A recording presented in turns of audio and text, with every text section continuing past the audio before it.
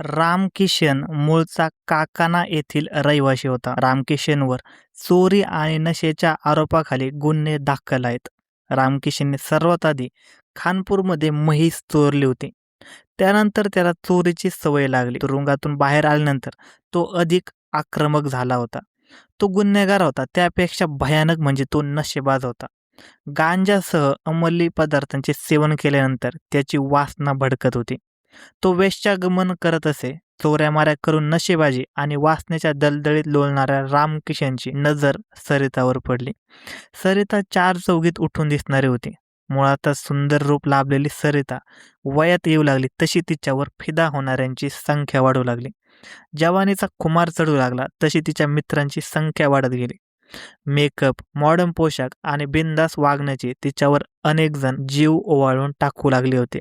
तिलाही पुरुषांना खेळवण्यात मजा येत होती. पुरुष तिच्या कोवळ्या देहासाठी तिच्या मागे लागत होते, तर त्यांच्याकडून पैसे मिळतात म्हणून ती पुरुषांबरोबर लगड करत होती. काही वेळा ती पुरुषांना ब्लॅकमेल करून पैसे सुद्धा उकळत होती. दबाव टाकून खंडणी वसूल केल्याप्रकारे तिच्यावरही गुन्हा दाखल झाला होता, पण ती मात्र काही सुधारायचं नाव घेत नव्हती. 20-22ची सरिता पाहून त्याच्या तोंडाला पाणी सुटले. त्याने तिच्याशी ओळख करून घेतली. तोही गुंडच होता.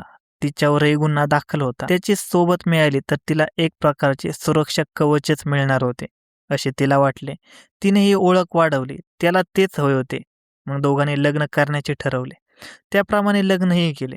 मग मात्र तिला हळूहळू त्याचे खरे रूप दिसू लागले आणि ती हादरून गेली. लग्नानंतरच्या पहिल्या काही रात्री तो तिच्यावर तुटून पडायचा. जनावरासारखा तिच्या शरीराचे लचके तोडायचा. तू खूप सुंदर आहेस, मला काय करू काय नको असे होते असे म्हणतो तिच्या रूपाचे कौतुक करायचा. त्यामुळे त्याच्यातील पाशवी वासना लपत होती. मग तो तिला पॉर्न व्हिडिओ दाखवू लागला. तू नट्यासारखे दिसते, या करता तसाच तू पण कर असे तो म्हणत असे. तिच्या बोलण्याने तीही सुखावली. आधीच तिला नटण्याची हौस, त्यात नवरा हौशी मिळाला होता. त्यामुळे फॅन्सी ब्रा पॅन्टी घालून ती रात्रभर बेडवर लोळू लागले.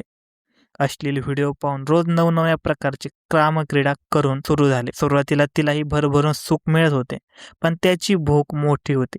तो लिंग पिसाट होता. अश्लील व्हिडिओ पाहून तो हिंसक बनला होता. तो आता तिच्यावर पाशवी अत्याचार करू लागला. ती वेदनेने तडफडू लागली तरी तो तिला सोडत नव्हता. तिच्या या छळातून सुटका होत नव्हती. अत्याचार सोसण्याशिवाय तिच्यासमोर काही सुद्धा पर्याय उरला नव्हता. ती अत्याचार सोसत होती. निसर्ग आपले काम करत होता. तिला 3 आपत्ती झाली होती. मुले होती, संसार होता, पण त्याची रामकिशन किंवा सरिता दोघांनाही काही सुद्धा काळजी नव्हती. सरिता सोशल मीडियावर रमत होती. नटून तटून व्हिडिओ बनवत होती.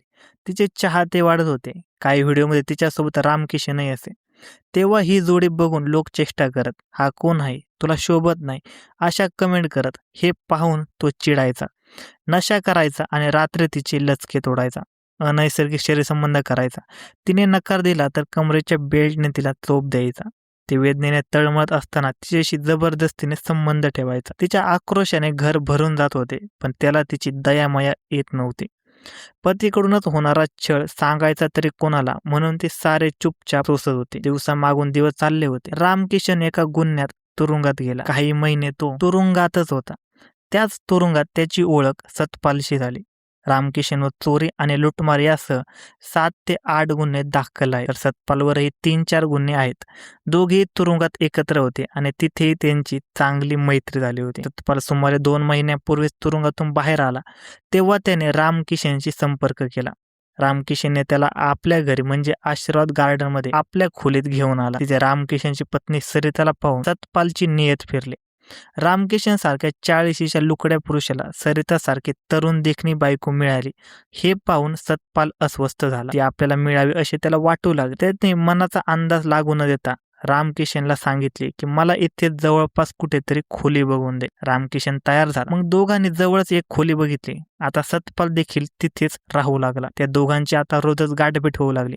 गुन्ह्याचे कट रचले जाऊ लागले. रामकिशन चोऱ्या मारा करत असला तरी तो एके ठिकाणी रखवालदार म्हणून नोकरीही करत होता. कधी रात्रीपाळी कधी दिवसपाळी असे त्याचे काम होते. दिवसा तो कामावर गेला की सतपाल घरी येऊ लागला. सरिताशी गप्पा मारत बसू लागला. बोलता बोलता तो तिच्या रूपाचे कौतुक करू लागला. तो म्हणाला, तुम्हाला पाहिले तेव्हा मला पटलेच नाही की तुम्ही रामकिशनची बायको असाल म्हणून. ती म्हणाली, "असे का वाटले?" "अहो, तो कसा आहे आणि तुम्ही किती सुंदर आहात." ती लाजून म्हणाली, "काहीतरीच तुमचं." "नाही वहिनी, खरोखरच तुम्हाला तो अजिबात शोभत नाही." "अहो, सगळेच असे म्हणतात." मग त्यांना राग येतो. ते चिडले की मला त्रास देतात. "तो तुम्हाला त्रास देतो? अहो, तुमच्यासारखी बायको मिळाली असती तर मी राणीसारखी ठेवली असती." ती काहीच बोलली नाही. तो म्हणाला, "तुम्ही खूप सुंदर आहात. मला तर तुम्हाला बघितल्याशिवाय चैनच पडत नाही." त्याच्या बोलण्याने ती त्याच्यात गुंतत गेली. हळूहळू ती पतीकडून होणाऱ्या त्रासाबद्दलही त्याला सांगू लागली. तो तिला धीर देत होता. दोघांत बोलणे वाढत गेले आणि एक वेळ अशी आली की त्याने तिच्यासमोर प्रेमाचा प्रस्ताव ठेवला. तिने त्याला होकार दिला. दोघांचे प्रेम जमले. मग कशाचीच अडचण उरली नाही. रामकिशनची रात्रपाळी सुरू झाली आणि तिने सतपालला इशारा दिला. तो समजून गेला. रात्रीच्या काळोख्यात त्याचे पावले तिच्या घराकडे पडू लागले. राहुल लागतात दरवाजा उघडून तिने त्याला आत घेताच त्याने तिला मिठीत घेतले. तिच्या गालावरून ओठ फिरवत तो तिचे चुंबन घेऊ लागला. "खूप सुंदर आहेस ग तू. मी तुला काही कमी पडू देणार नाही," असे म्हणत त्याने तिच्या ओठांवर ओठ ठेवले.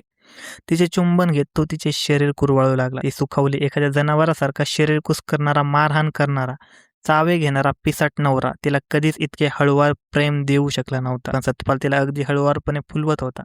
तिच्या अंगावर रोमांच उभे राहिले. त्याचे ते कुरवाळणे तिला हवेहवेसे वाटू लागले. ती हरकून गेली. त्याचे तितक्याच नाजूकपणे हाताळत तिच्याशी सगामग सुरू केला. प्रेमळ सगामगाचे सुख भोगताना तिला जणू स्वर्ग सुख मिळाल्याचे भासत होते. ती सतपालच्या प्रेमात हरवून गेली. पतीच्या रानटीपणाला कंटाळलेल्या सरिताला सतपालच्या रूपाने एक प्रेमळ समजूतदार साथीदार मिळाला होता. त्या दोघांतील प्रेम फुलत गेले. त्याने तिला आधार दिल्याने तिला आता पती नकोसा वाटू लागला. तिच्या वागण्यात पडलेला फरक रामकिशनला आता जाणवू लागला होता. तसे सतपालने वारंवार घरी येणे, त्याच्याशी सरिताचे आपुलकीने बोलणे त्याला खटकू लागले. मनात कायमच वाचण्याचा विचार करणाऱ्या रामकिशनला त्या दोघांतील जवळीक खटकली नसती तर नवलच. आता तो तिला जास्त त्रास देऊ लागला. तिच्यावर लैंगिक अत्याचार करू लागला. हे ती सतपालला सांगत होती. सतपाल तिला म्हणाला, "तो तुला शोभत नाही, त्यामुळे तुझ्यावर संशय घेतो. तुला ठार मारायचा प्लॅन तो करत आहे." हे ऐकून सरिता सटपटली. पती किती निर्दय आहे हे ती रोजच भोगत होती. त्यामुळे तो काही तिला सोडणार नाही याची तिला खात्रीच होती. त्यामुळे यातून सुटण्याचा एकच मार्ग होता, तो म्हणजे रामकिशन या जगातून नाहीसा होणे. तिने हा विचार सतपालला बोलून दाखवला. त्यानेही तिला सहमती दर्शवली. दोघांनी मिळून कारस्थान रचण्यास सुरुवात केली. सतपाल आणि सरिता दोघे मिळून रामकिशनचा काटा काढण्याचा प्लॅन आखत होते. कधी एकदा त्याचा मृत्यू होतो आणि या छळातून सुटका होते असे तिला वाटत होते. पण तो मरावा आणि सरिता आपल्याला कायमची मिळावी असे सतपालला वाटत होते. पण ती संधी काही मिळत नव्हती. दरम्यान दिनांक 5 जानेवारीच्या संध्याकाळी सरिताने पती रामकिशनकडे 3,000 रुपये मागितले होते. तिला शॉपिंग करायचे होते, पण त्याने पैसे देण्यास नकार दिला. त्यामुळे ती चिडली आणि त्या दोघात भांडण झाले. काही वेळाने दोघांचे भांडण शांत झाले. ती मनातून प्रचंड संतापली होती. आजच काय तो सोक्ष लावायचा हे तिने मनाशी पक्के केले. काही वेळाने तो नशा करून घरी आला. घरी येताच त्याने तिच्याशी चाळे करण्यास सुरुवात केली. त्याने तिला दोघांसाठी एकच ताट करायला सांगितले. तिने चुपचाप तो सांगतो तसे केले. दोघांनी एका ताटात जेवण केले. त्याने तिला प्रेमाने घास भरवला. तशीच तिलाही "मला तू घास भरव" अशी जबरदस्ती केली. तिने देखील त्याला घास भरवला. जेवण खाणे आटोपल्यानंतर तो बेडवर पडला. ती कामे आवरून आली तेव्हा त्याने तिला मिठीत घेतले. त्याने नशा केली होती. नेहमीप्रमाणे त्याने तिचे कपडे उतरवले. दोघेही पूर्ण नग्न होऊन बेडवर पडले. त्याने तिच्यावर अनैसर्गिक कामक्रीडा करण्याचा दबाव टाकला. तिचे काही चालले नाही. तो सांगेल तशी ती करत होती. तो तिचे लचके तोडून शांत झाला आणि झोपी गेला. त्याला माहित नव्हते की पुढे काय होणार आहे. रामकिशन झोपल्यानंतर सरिताने सतपालला कॉल केला. आजच त्याचा खेळ खलास करायचा असे तिने सतपालला सांगितले. तिकडे सतपालने कशाची तयारी केली नव्हती, पण तरीही तो आला. तो काही वेळातच तिच्या दारात पोहोचला. तिने दरवाजा उघडून त्याला आत घेतले. रामकिशन नशा करून झोपल्याने त्याला जाग येणार नाही याची त्या दोघांनाही खात्री होती. पण त्याला ठार कसा मारायचा याचा ते विचार करू लागले. दुसऱ्या क्षणी सतपालने बेडवरची उशी उचलली आणि तो रामकिशनच्या उरावर बसला. त्याने ती उशी रामकिशनच्या तोंडावर दाबून धरली. श्वास गुदमरला तसा रामकिशन तडफडू लागला. पण सतपाल अंगावर बसला असल्याने त्याला हालचाल करता येत नव्हती. तर चिडलेल्या सरिताने रामकिशनची अंडरवेअर खचकन ओढली आणि त्याची गुप्तांग मुठीत पकडले. "याचा माज होता ना तुला, आता मर" असे म्हणत तिने त्याचे गुप्तांग जोरात दाबले. तो अत्यंतिक वेदनेने तडफडला. तिने पकड सैल केली आणि क्षणार्धात पुन्हा गुप्तांग जोराने पिळले. रामकिशनची नशा कधीच उतरली होती. तो वेदनेने गुरासारखे ओरडू पाहत होता, पण तोंडावर अशी उशी दाबले गेल्याने त्याच्या तोंडातून वेदनेची एकही किंकाळी बाहेर पडली नाही. ज्या खोलीत सरिताच्या वेदनेचा आक्रोश घुमत होता, त्याच खोलीत आज रामकिशन वेदनेने तडफडत होता. त्याची तडफड पाहून तिला आसुरी आनंद होत होता. काही वेळा अत्यंतिक वेदना सोसून तो निश्चित पडला. हत्येनंतर सतपाल बाईक घेऊन पसार झाला, तर काहीच झाले नसल्याच्या अविरोधात सरिता वावरू लागली. तिने तिचा पतीचा मृतदेह चादरीमध्ये झाकून ठेवला. दिवस उगवला तशी ती 2 मुलांना घेऊन घरातून बाहेर पडली. जाताना तिने शेजारीच राहणाऱ्या तिच्या सासरच्यांना सांगितले की रामकिशन सकाळी उशिरा उठणार आहे. काही वेळानंतर 3रा मुलगा वडिलांना उठवायला गेला, तेव्हा रामकिशनची काहीच हालचाल होत नव्हती. हे पाहून तो घाबरला. त्याने पळत पळत येऊन आजी आजोबांना ही माहिती दिली. त्याने खोलीत जाऊन पाहिले असता रामकिशन बेडवर मृत अवस्थेत पडला होता. हे पाहून त्याचे नातेवाईक आक्रोश करू लागले. कोणीतरी पोलिसांना माहिती दिली. पोलीस घटनास्थळी दाखल झाले. घटनास्थळी पाहणी केली असता त्याचा खून झाल्याचे पोलिसांच्या लक्षात आले. मृतदेहाजवळ एक उशी सापडली. त्याच्या गुप्तांगावर जखमा आणि सूज होती.